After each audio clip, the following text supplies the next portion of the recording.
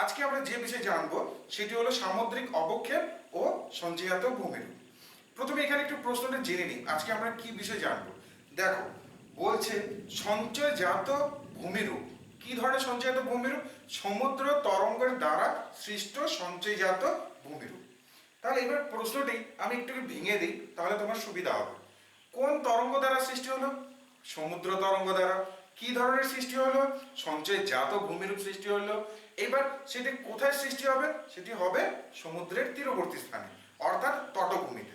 তাহলে এবার এই যে প্রশ্নটি আমরা দেখলাম, এই প্রশ্নের মধ্যে প্রথমে একটু ডিটেলসে জেনে নিই কোথায় কোন জায়গায় কি ধরনের ভূমিরূপ গড়ে উঠতে পারে, কিংবা কোন ধরনের পদার্থগুলো। আচ্ছা, আমি তো এখানে বলে দিলাম সঞ্চয়জাত ভূমিরূপ। এবার কোন ধরনের পদার্থ সঞ্চয় হবে সেই জিনিসগুলো আগে জেনে নিই। সমুদ্রের মধ্যে যে ধরনের সঞ্চয়জাত পদার্থ হয় সেগুলো হচ্ছে নুড়ি, কাকড়, বালি, প্রস্তরখণ্ড, কাদা হতে পারে। এই যে পদার্থগুলো, এগুলো এসে যখন সমুদ্রের তটভূমিতে এসে যখন জমা করছে, তখন তাকে আমরা বলছি সঞ্চয়জাত ভূমিরূপ। তাহলে কি ধরনের পদার্থ আমি বললাম? নুড়ি, কাকড়, বালি, পলি, ছোট প্রস্তরখণ্ড হতে পারে, বড় প্রস্তরখণ্ড, এই ধরনের পদার্থ। আচ্ছা, এবার আমি তো বলে দিলাম সমস্ত ঘটনাগুলো, যে ছোট ছোট পাথরগুলো আসলে এগুলো আসে কোথা থেকে। প্রশ্ন হলে এই যে পদার্থগুলো সেগুলো আসছে কোথা থেকে? আসছে তিনটে জায়গা থেকে, খেয়াল করবে, মনে রাখবে তিনটে জায়গা থেকে। কি কি তিনটে জায়গা? এক হতে পারে স্থলভাগ কিংবা ভূভাগ থেকে। এবার প্রশ্ন হলো, আমরা তো সমুদ্রের মধ্যে দেখছি, তাহলে স্থলভাগ কেন আসছে? অবশ্যই স্থলভাগ এখানে গুরুত্বপূর্ণ ভূমিকা পালন করে। কি ধরনের গুরুত্বপূর্ণ ভূমিকা? দেখো, নদী যখন সমুদ্র থেকে নদী যখন ভূভাগ থেকে সমুদ্রের দিকে আসছে, তখন কি নিয়ে আসে? সেখানে হতে পারে হয় পলি, না হলে বালি নিয়ে আসছে। এগুলো নিয়ে এসে কোথায় জমা করছে, কোথায় ফেলছে? তাহলে সমুদ্রের মধ্যে। এবার সমুদ্রের মধ্যে যখন ফেলছে, তখন কি হচ্ছে? সেখানে তো জমা হচ্ছে এবং নতুন ভূভাগ গঠন করছে। এবং কি ধরনের ভূভাগ গঠন করছে? সঞ্চয়জাত ভূভাগ গঠন করছে। এক হতে পারে। আচ্ছা, এবার আমি তো বলে দিলাম নদীর মধ্যে পলি কিংবা বালি আছে। শুধু কি নদীর মধ্যে পলি বালি? না, প্রস্তরখণ্ড আসতে পারে। কখন প্রস্তরখণ্ড আসবে? যদি নদীতে ধরো সমুদ্রের তীরবর্তী স্থানে উঁচু খাড়া ঢাল আছে, কিংবা পাহাড় আছে, কিংবা পর্বত আছে। এবার সেখান থেকে যদি নদী নামে, তাহলে নদীর স্রোত প্রচণ্ড বেগে আসবে। প্রচণ্ড বেগে যদি আসে, তাহলে সেখান থেকে কি হলো? ক্ষয়ের ফলে ছোট পাথর কিংবা বড় প্রস্তরখণ্ড সেগুলো নিয়ে আসবে বয়ে, এবং সেগুলো কোথায় ফেলবে? সমুদ্রের মধ্যে ফেলবে। তাহলে নদীর মাধ্যমেও বড় পাথর, ছোট পাথর, কাদা, পলি এগুলো আসতে পারে। এক নম্বর। দ্বিতীয় নম্বর হচ্ছে সমুদ্রের তরঙ্গের নিজের কাজের দ্বারা। এবার সমুদ্রের তরঙ্গ কোথায় কাজ করছে? সমুদ্রের তরঙ্গ উপকূলে এসে আছড়ে পড়ে। আগের দিনে আমরা জেনেছিলাম ক্ষয়জাত পদার্থ। সমুদ্র তরঙ্গ যখন উপকূলে আছড়ে পড়ে, তখন কি হয়? উপকূলে যে সাইডের যে পার্টটি থাকে, অর্থাৎ যে খাড়া ঢাল থাকে, তাকে আমরা কি বলেছিলাম? ভৃগু। ভৃগুর মধ্যে আছড়ে পড়ছে। আছড়ে পড়ার ফলে নিচে একটা খাঁজের তৈরি করে। এই যে খাঁজটা তৈরি করলো, সেটি কি ক্ষয় করলো। এবার ক্ষয়জাত পদার্থগুলো কোথায়? তরঙ্গের দ্বারা বাহিত হয়ে সমুদ্রে চলে এসেছে। এবার সমুদ্রে চলে এসে তরঙ্গ দ্বারা আবার বাহিত হয় কোথাও না কোথাও গিয়ে জমা করছে। তাহলে কি হলো? ওই যে তরঙ্গটি এসে উপকূলে আছড়ে পড়লো, ভৃগুর মধ্যে নিচে দিয়ে ক্ষয় করলো, খাঁজের সৃষ্টি করলো, সেগুলো জমা করছে। আবার কি হতে পারে? সেম একই রকম ভাবে খাঁজ যদি আরো গভীরে চলে যায়, গুহার তৈরি করলো, উপরের অংশটি ভেঙে নিচে দিকে পড়ে গেল। আগের দিন ভিডিওর মাধ্যমে দেখেছিলাম উপর অংশটি ভেঙে নিচের দিকে পড়ে যায়। তাহলে এই যে ক্ষয়িত পদার্থগুলো, এগুলো সমুদ্র তরঙ্গের দ্বারা বাহিত হয়ে কোনো না কোনো জায়গায় গিয়ে জমা করছে। যখন জমা করছে, সঞ্চয়জাত ভূমিরূপ গঠন করছে। এ হলো দ্বিতীয় নম্বর। তৃতীয় নম্বর হচ্ছে সমুদ্রের নিজের গভীরে। এখানে সমুদ্রের নিজের গভীরে বলতে, দেখো, সমুদ্রের তলদেশে যদি আগ্নেয়গিরি থাকে, তাহলে কি হবে? নিচের ম্যাগমা উপরে লাভা রূপে বেরিয়ে আসবে। লাভা রূপে যখন বেরিয়ে আসবে, তার ফলে কি হবে? সেখানে অ্যাশ কিংবা ছাই, লাভার ছাই যেটা, সেটা সমুদ্রের মধ্যে ছড়িয়ে যাবে। কিংবা হতে পারে সমুদ্রের তলদেশে যে কর্দম কিংবা কাদাগুলো আছে, সেগুলো তরঙ্গের দ্বারা অনেক সময় বাহিত হয়ে গিয়ে তীরবর্তী স্থানের দিকে চলে আসে। তাহলে কি হতে পারে?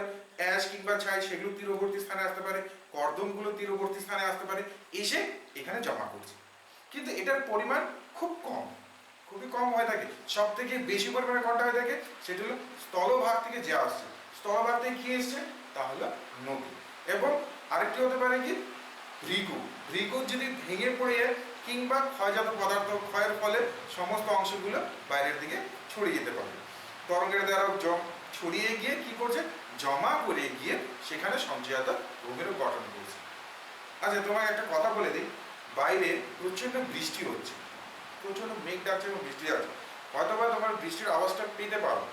যদি বৃষ্টির আওয়াজটা পেতে পারো তাহলে একটু অসুবিধা হতে পারে, চিন্তার কোনো কারণ নেই, আমি একটু জোরে বলার চেষ্টা করছি, দেখা যাক বৃষ্টির আওয়াজটা যদি থামানো যায়, আর যদি থেমে যায় তাহলে তো খুবই ভালো। আচ্ছা ঠিক আছে, তাহলে আমাদের পড়া যেটি আছে তার মধ্যে ঢুকিয়ে, তাহলে আমরা টোটাল বিষয়টি জেনে গেলাম। সমুদ্র তরঙ্গের ফলে সৃষ্ট ক্ষয়জাত ভূমিরূপ, কি কি পদার্থ হলো, কোন জায়গার পদার্থ হলো, কোথায় গঠন করলো এবং কি ধরনের শক্তি কাজ করে, সমস্ত বিষয়গুলো জানবো।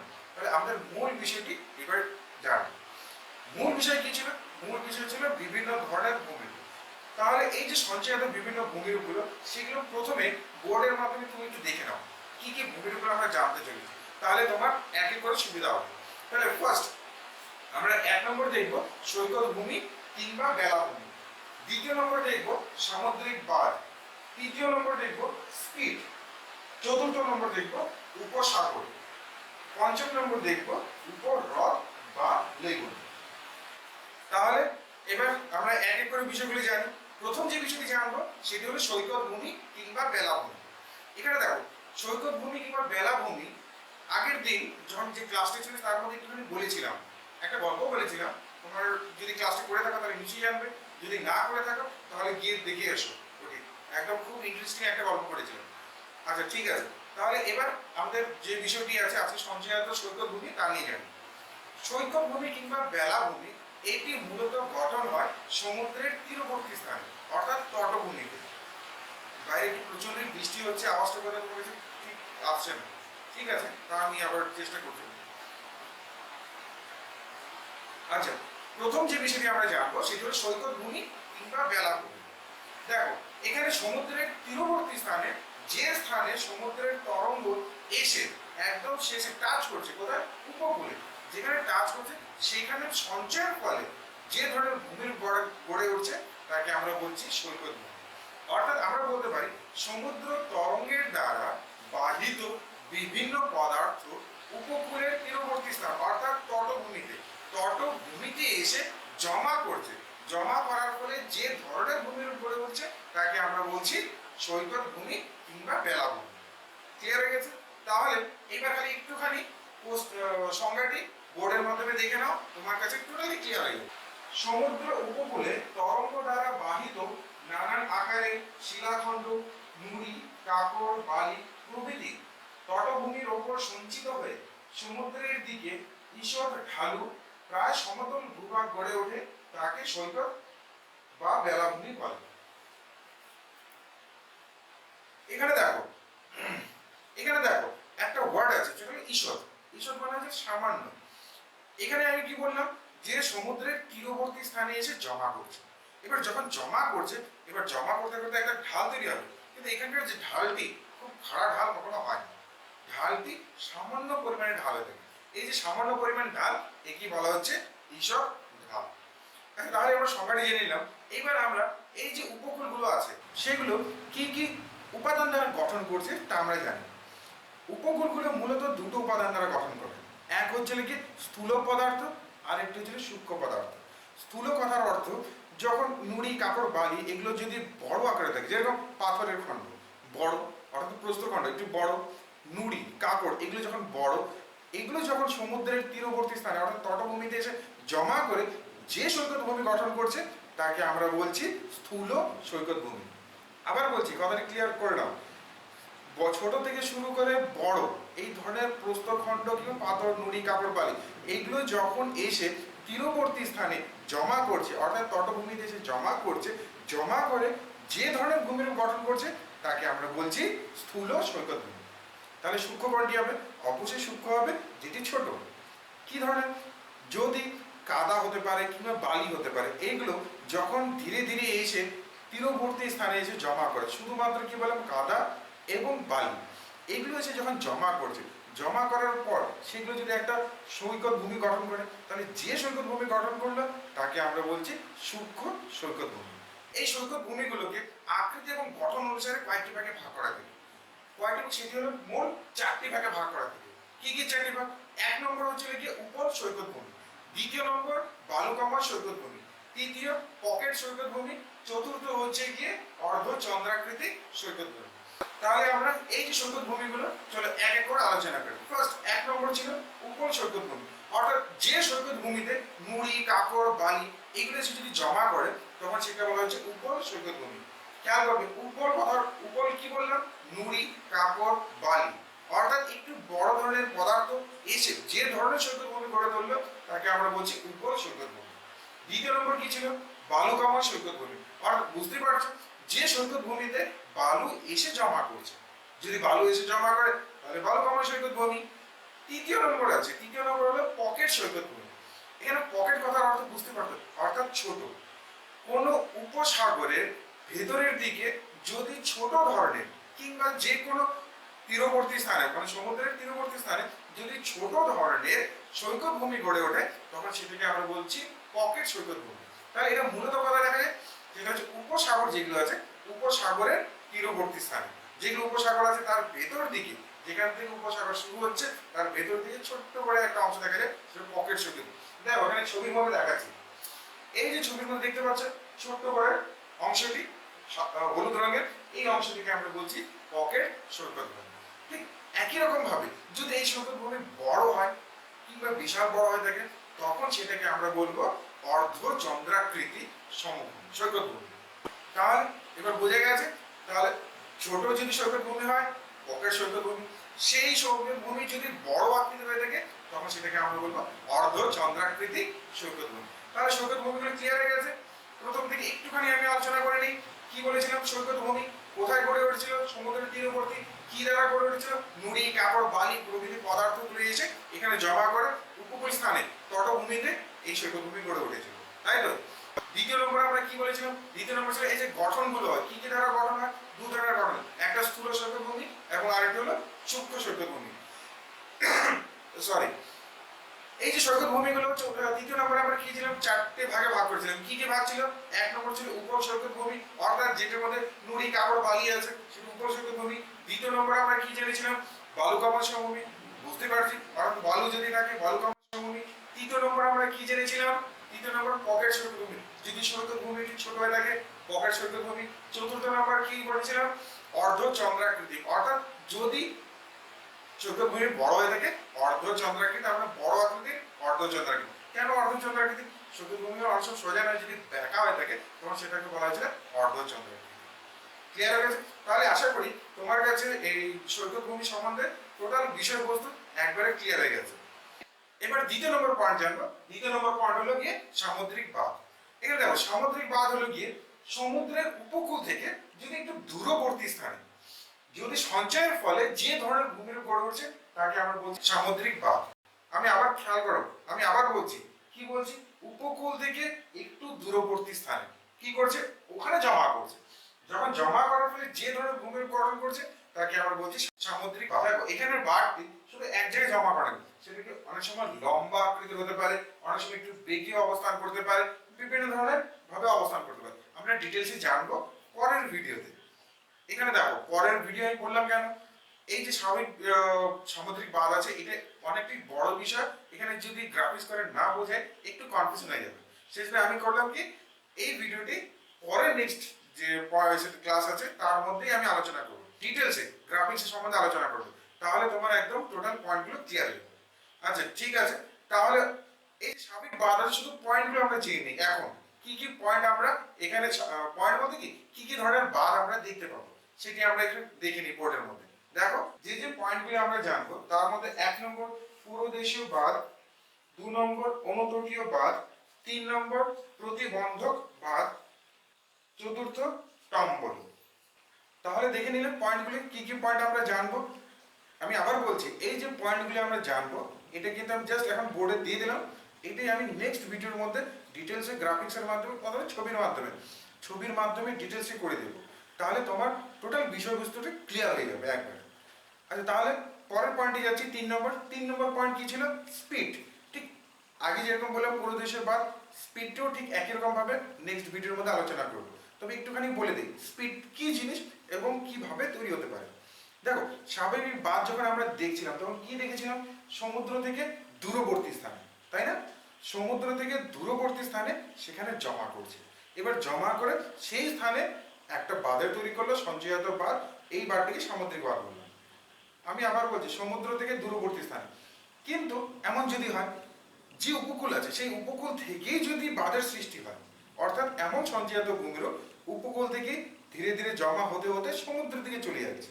এবার সমুদ্রের দিকে যদি চলে গিয়ে থাকে, তাহলে এই যে অংশটি তৈরি করলো, সঞ্চয়জাত ভূমিরূপ তৈরি করলো, একে আমরা বলছি স্পিড। আমি আবার বলছি, উপকূল থেকে শুরু করে যখন সমুদ্রের দিকে চলে যাচ্ছে তখন সেটাকে আমরা বলছি স্পিড। দুটোর মধ্যে ডিফারেন্স কি? একটি হলো সমুদ্রের উপকূল থেকে দূরবর্তী স্থানে, যাকে আমরা বলছি স্বাভাবিক বাঁধ। ঠিক একই রকম ভাবে উপকূল থেকে যদি ধীরে ধীরে সমুদ্রের দিকে চলে যায় তখন তাকে আমরা বলছি স্পিড।